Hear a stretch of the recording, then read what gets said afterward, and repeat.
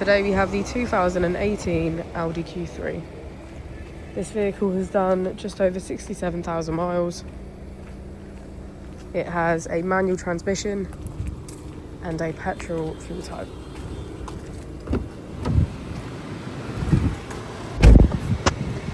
To the left of our steering wheel, we have cruise control as a feature, and on the right we have voice control and automatic headlights. Moving on to our screen, we can access information, navigation, media and radio, tone, car and smartphone integration. If we put the vehicle into reverse, we can see that it comes with front and rear parking sensors. Just below our screen we have our dual zone climate control, and if we press our drive select button, we can switch between our different driving modes.